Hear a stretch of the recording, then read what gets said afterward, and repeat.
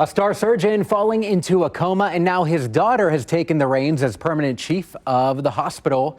You might know him as Dr. Rob Griffith, but we are talking about the award-winning Jason Isaacs, a star in the brand new show on CBS, Good Sam. So Jason, first, welcome to our show. We are so glad to have you, and the show has already been such a hit. You're finding yourself in an interesting role here because you are the lead, but also your power is being stripped away. So talk to me about this experience.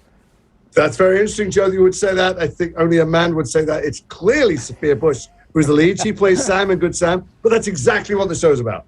I think I'm the lead. Rob Griffith ran this hospital, ran this department, started it, and his daughter has taken over, and he is not comfortable. He thinks that he should get his job back, even though she's clearly a great candidate and runs it probably better than he did. And that is a gender and generational struggle that we see repeated across America, across the world. And I talked to Sophia a few weeks ago about this show as well. I will say so many people reached out and said, I can't believe you interviewed Sophia Bush. So I am very aware that she has some big fans out there for sure. What's it like working with her? Do you guys have some good chemistry? We do. And, you know, it's an odd thing. One of the reasons I was tempted to take the job, and it's turned out to be the right reason, is I wondered if it would be a different atmosphere. This is written by Katie Wesh, who is a remarkable young woman who is running the world, is running the show. Created an atmosphere unlike any other I've worked in television, and so is Sophia as the number one, the lead on the show. They're completely inclusive. They're very concerned all the time about everybody being happy, being seen, being heard, all those things that felt like slightly hippie-ish to me, and I've never heard them aired as concerns before on shows run by the men who wielded the power in a very different way. And you get to make some decisions here as well because you're producing as well. So how do you balance that, producing and acting on this show?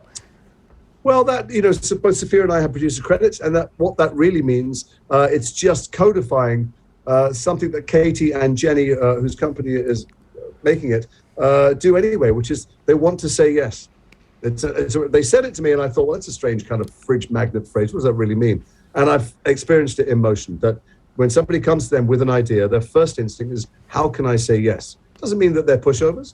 It means that they have a different attitude to their own status and power. And it means that the working atmosphere is incredibly different. And so, yeah, we have producer credits, but they're listening to everyone anyway. Very, very cool. You know, you mentioned you've never worked on a TV show like this one, but you've had a lot of once-in-a-lifetime opportunities. Of course, so many people know you as Lucius Malfoy.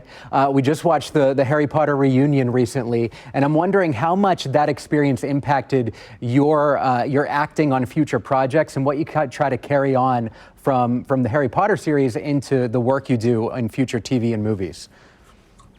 Well, it's an odd and slightly embarrassing thing to say. I know that all the actors who are my age or older are embarrassed to say it, but, you know, it was just another job. I'd already been acting for 20 years when it came along. And every year or two, I would go for a month or two. You know, it's very different from the young people who were in it all the time for a decade. I did a lot before, I did a lot in between, I've done a lot since. Oddly, with Harry Potter, unlike every other job I've ever done, the main experience has been afterwards. You know, I'm really enjoying making the show. I'm in my scrubs. I'm going downstairs to do an operation in a minute. And, you know, there'll be tears and laughter and all the rest of it. I enjoy the journey. I'm old enough and I hope wise enough now to realize there is no destination. All of life is the journey, and just enjoy it when it's going. But Harry Potter is the exception. Afterwards, for the last 10 years and for the 20 years since we started, the amount of joy and hope and comfort those stories, those characters give to people never stops. And it's my privilege to be around people just to help them remember what the stories mean to them. And that isn't true of most of the work. Most of the work, I get the pleasure when I'm doing it.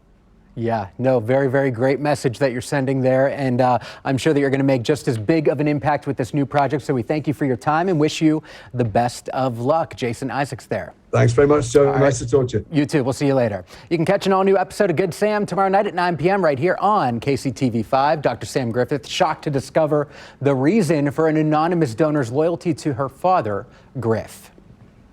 Enjoy the journey. Love that.